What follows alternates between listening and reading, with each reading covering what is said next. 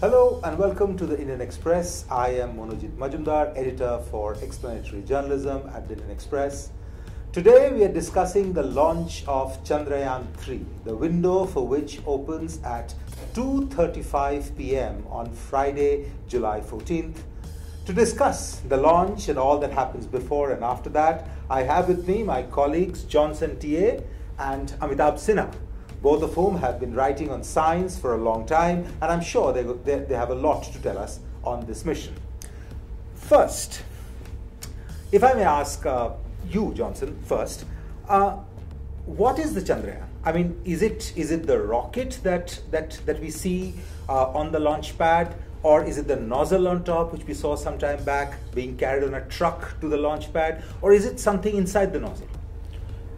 So the mission itself is called the Chandrayaan-3 mission, but the Chandrayaan-3 itself is a spacecraft which is located right on top of the rocket, and that is a compartment in which it will be carried, and it will stay in that compartment almost in a major part of the journey into space. And once the rocket gets detached from this compartment, then the spacecraft will find its own through its own engine towards the. So what do you mean by the rocket getting detached? I mean, what happens to the rocket? So the rocket is called the LVM-3, okay, which is a slightly modified version of the GSLV Mark III, which we've had 6 successful missions with, and our second Chandrayaan mission was also with the GSLV Mark III. So the rocket has 3 stages. I think as soon as it shoots up, it's the solid boosters that are fire, and then after it gets somewhere into space, then there's a liquid propulsion engine which fires, and then there's a third cryogenic engine, C-25, which fires, and then it's finally in its Earth orbit. The Chandrayaan reaches the Earth orbit. So all these 3 stages get detached at different stages in that short launch phase, which we will have on Friday. So then essentially, Johnson, this rocket that we see is essentially various kinds, if I may put it a little sort of unsophisticated way, it's full of fuel, and the job of the rocket is essentially to carry this payload on top into its orbit, and after that its job is done. So it sort of just burns and it destroys itself. Is that right? Yeah, it just gets disengaged from the spacecraft. The spacecraft on top. Yeah. And Amitabh, where is this heading? This nozzle that once it gets off, where is it going? See, the rocket, as you said, it's just a carrier. You need power to move into space, and the rocket basically generates the power. It gives the energy for this spacecraft to move anywhere in space. Once it is in this space, for most other satellites, these rockets just deposit the satellite in the intended orbit, and then the job of the rocket, as you said, is done, and they lie waste. Some of them burn out completely, some of them keep floating around depending on where in space they are. In this case, the rocket will take it. So there are different stages, as Johnson pointed out. So first part gets detached quite early, then second part, then third part. Then the final part, which is the nozzle where your spacecraft is, that gets deposited in what is known as the moon orbit, right? That's the final part. And then from the moon orbit, your actual payloads, which is the lander and the rover, they come out of that nozzle, and then I'm going to stop you there. So you're saying that inside the nozzle on top there's a lander and a rover. Yes. So I'm going to come back to you and ask you to explain what a lander and a rover is. But first, this will take more than a month to reach the moon. Yeah. So why does it take so long? The moon isn't that far, is it? If you go directly from Earth to moon, that journey is it's possible to make that journey in about 4 days. Okay. And that's roughly the time that the Apollo missions took to directly go to moon. Right. So they were traveling directly to moon. We are not traveling directly to moon, and the major reason is to economize the entire mission and to save on fuel. Going from Earth to moon directly, it takes a lot of fuel, mainly because you have to, there is the gravity to be overcome, right? Gravity will have to be overcome even in our case, but what happens is, instead of directly sending it to the moon, most of our satellites, most of our missions go like that. We send it into an orbit which is near the Earth. Then for a few days, the rocket actually, the entire mission, it keeps on going around the Earth. It gains a certain momentum. At that height, we have already overcome some amount of gravity. The force, the friction is already reduced considerably, and once you are going around the Earth, you gain momentum that way, and then you fire thrusters. And what is a thruster? So basically, you burn a fuel mass.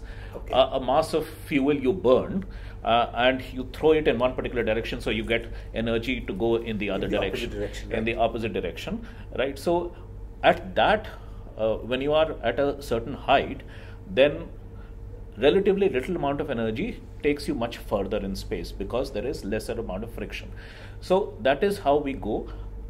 We go around the Earth, keep on going around the Earth, and we fire thrusters, move into a slightly higher orbit, then again keep going around the Earth, then again fire thrusters and move into a slightly higher orbit, and then after doing this for a certain time, then we are ready to move directly to the moon orbit, and then we get into the moon orbit, right? So it is mainly to economize on fuel, because Apollo missions did it, no doubt, but there was a huge amount of cost involved, huge. To this day, the Apollo rocket is probably the heaviest rocket made ever, and it consumed a huge amount of fuel. Today, in this generation, you don't send rockets like that. You save on fuel. So therefore, if say, I mean, just theoretically speaking, if we had gone straight directly to the moon, it would have taken more fuel to reach there than it does over almost a month-long mission. And not right? So more fuel also means that you have to make a much bigger rocket. That's right. And much bigger rocket means more mass, and to send more mass, again you need much more fuel. So that economy-wise, it doesn't work out very well, right? You have to send a very heavy rocket, which doesn't make any sense these days. And this rocket, Johnson, is this our most advanced rocket ever? Yeah, this is called the heavy lift rocket. It can carry the most amount of weight, so it can carry up to 4,000 kg load on it. Our PSLVs are more in the thousands. PSLVs were our first rockets, right? Yeah, they are a polar satellite launch vehicle. Right. They place satellites in a polar synchronous kind of orbit. This is basically for launching communication satellites, which are usually much heavier satellites. And initially we had failures with the GSLV Mark III, but now in the last 6 missions they have been successful. So yeah, this is our most advanced rocket. Okay, and quickly, before for the benefit of our listeners who are not that good with all the wonderful things that you guys know. So a PSLV and a GSLV, what exactly is the difference between a geosynchronous vehicle and a polar launch vehicle? Amitabh, would you like to? So basically, geostationary is, the location, that geostationary orbit, which is about 36,000 kilometers from the Earth's surface. Anywhere on that orbit, it synchronizes with the rotation of the Earth, so that it will always be relative to us, right. It will always be at the fixed position. Okay. Right? So if we are here and we intended our satellite to be placed here, right. Throughout the year, it will be at the relative to us, it will be at the same position. In any other orbit, that orbit is, this spacecraft is moving at a different speed, right. We are moving at a different speed, so it goes around the Earth. And there are different kinds of reasons why we sometimes need our satellites to be located in the geostationary orbits, because say if we want to observe a certain place throughout the year, we need a relatively stationary sort of a satellite. So that's basically the difference, wherein your PSLV rockets go to relatively nearer orbits. Geostationary is much further away, so you need a heavier rocket and a more powerful rocket, and which is what GSLV is. So the proposed manned mission will also involve the GSLV Mark 3 rocket, but it will be modified to... By manned mission, you mean we are going to put human beings on the moon, is it? No, we're going to just... Human beings in space first. In space first. In space first, no, not okay. Which is when we are going to use this rocket as well. It has been modified so that a human can travel in that, because at this it's called human-rated rocket, so it has to be completely fireproof and safety proof, and it has to be absolutely safe for a person to go. It should be like an aeroplane, right? Correct. It should be sure that it goes up into space and comes back safely. Correct. So this is Amitabh Johnson, both of you. This is Chandrayaan-3. Both of you were there, I think, when the landing was supposed to happen at the control room in Bangalore. That was Chandrayaan-2. That was in 2019. So, as we all know, that mission quite heartbreakingly failed, and I am going to ask you a little about the earlier mission as well later on. But so that was Chandrayaan-2 in 2019. This is Chandrayaan-3 in 2023. How are these two missions different? Why do we have, I mean, what is it new in this mission, Chandrayaan-3? Amitabh? So, science-wise, there is absolutely no difference. It's mostly the same mission. By science-wise, you mean? I mean, the objectives of the mission are the same. The main objective, so with Chandrayaan-1, which went in 2014, we did an orbiter, what is known as orbiter. So we had a spacecraft which went around the moon and made observations, sent data. In fact, famously, one of the instruments also detected water on the moon. And in that particular mission, we also sent one of our instruments, we allowed it to fall, made a hard landing on moon. So that was Chandrayaan-1. With Chandrayaan-2, so by hard landing, you mean it just fell like a stone? It just fell like... we just allowed it to. Yeah. So it crashed and it got destroyed in the process. It couldn't do anything else. But we did sort of allowed one of the instruments to fall on the moon. With the second mission, which is Chandrayaan-2, we wanted to do one step better. So apart from an orbiter, we also had what is known as lander and a rover. So these are two instruments. One makes the landing on the moon's surface and remains stationary, and within that lander there is something called another instrument which is called rover, which is capable of coming out of the lander. It climbs down and then moves around on moon's surface with very slow speed, maybe what a snail's pace, almost like a few centimeters per hour sort of a thing. And then when it moves around, it collects a lot of data, and then it transmits that data back to the lander and then to the orbiter and comes back to Earth.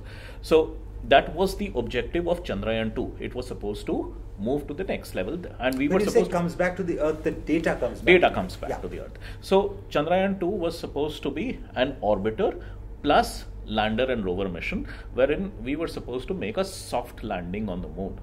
Soft landing as in controlled landing, wherein we make just like you land in an aircraft. So you have a controlled landing, and then you are able to carry out the experiments that you intend to do, and then that data is transmitted back and you make use of that data. So unfortunately that second part did not happen, and I guess Johnson will be able to explain what exactly went wrong the last time. But essentially we were not able to make a soft landing, and when we were Amitabh, if I may interrupt you here, I mean, this is, I think we are getting ahead of ourselves. So essentially you started off by telling us how this mission is different. So you're saying that there's not much that's different science-wise, technology-wise. Yes. But there must be something which is different, right? Yeah. So basically, so what I was trying to say is, whatever was the unfinished, whatever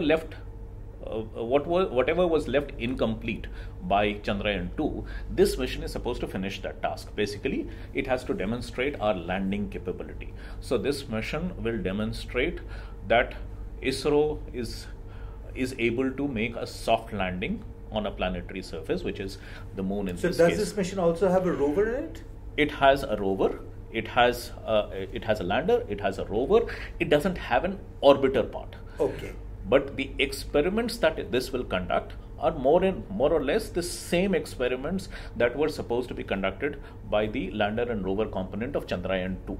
So in those terms, the science mission is the same. Okay. The changes are mostly in terms of design and, extra measures that have been taken to avoid a situation like what happened last time. Yes. Johnson, would you like to comment on here? Yeah, so I think there's a lot of learning. A lot is after the crash last time. It happened on September 7, 2019. September 7, 2019. That was the day the soft landing was supposed to take place. But things were going fine till we reached about 7 kilometers from the surface of the Earth, and the surface of the moon. Surface of the moon, right. And I think the lander was traveling, should have been traveling at a speed of about 7.6 kilometers per hour when it comes for the soft landing. But at around 500 kilometers per hour, 580 kilometers per hour, it started losing control, and it started because they say that there was extra braking that was put which disrupted the system, and which the onboard computer could not make up for that extra braking, and so it lost control and it crashed. So we had the communication system was able to track the lander up to about 400 meters, just above the surface of the moon. So there was a lot of communication data that came back from that up till that 400 meters before it crashed. There's a lot of data that was sent to the orbiter, and that data we have been able to look at, and for almost 3 years ISRO scientists have pored over that data to see where did we go wrong, what was wrong in that system, in the Chandrayaan-2 system. So now they've worked and they've made a lot of corrections in the sense, now even earlier it has been built for there's a lot of shock absorption been built into the lander. So even if it's coming at a very high speed to land, it will not get destroyed. So it absorbs the energy from the crash.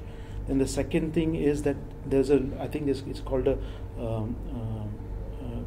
laser Doppler velocimeter that will send beams of light onto the surface of the moon as the lander is coming down. So it will come down from almost 6,000 kilometers per hour. It has to come to about 7.2 kilometers per hour to land on the moon. So the beams will keep sending beams onto the surface of the moon, and that will tell the lander what is the speed. Is it appropriate to the one that has been programmed, and then start making the corrections on board itself. The basic thing is the scientists would be sitting in the tracking center. They cannot control the lander in this phase. This is completely robotic. So it is making its own calculations, and so they've built in systems where it can make its own calculations, and if it's going too fast, slow down, come to the optimum speed. Those are the things that have been built into this lander. So fascinating. So essentially, if I may dumb this down and repeat it as well, what you're saying is that when the lander starts its descent on the lunar surface, it's about 6,000 kilometers per hour. It's going at this enormous speed.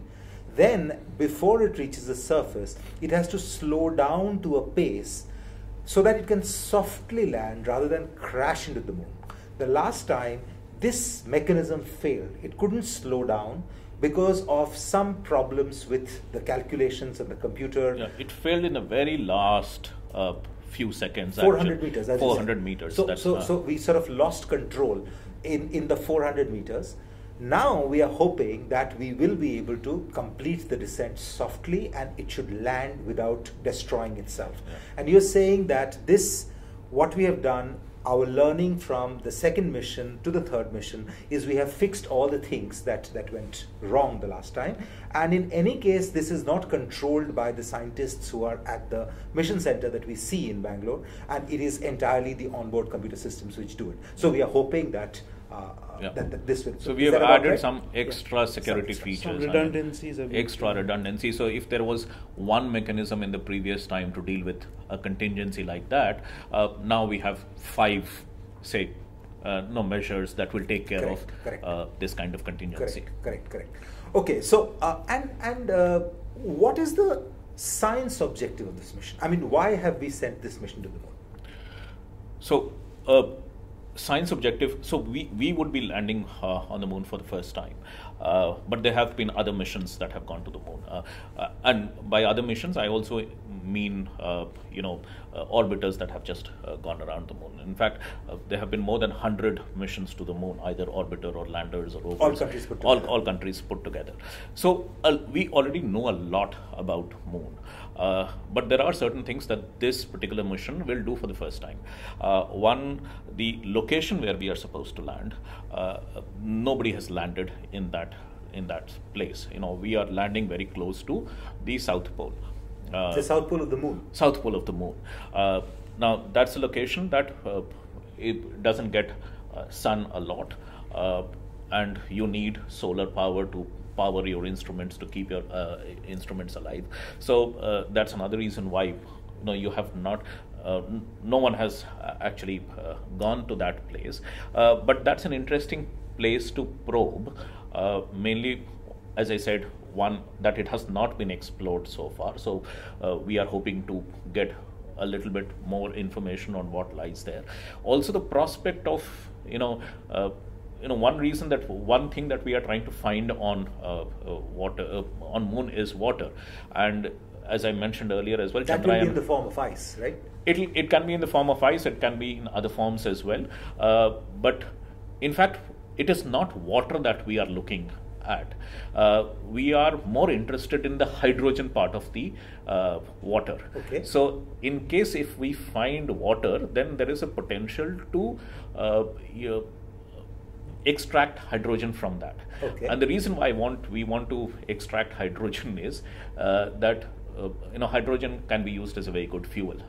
It's a very good fuel which we want to use. So basically, there are several reasons why we are going to the South Pole. One, nobody has explored it, so we need to get more information. We are also looking at the prospect of finding more information about the quality of and the quantity of water molecules present, right, and whether it can be extracted or not.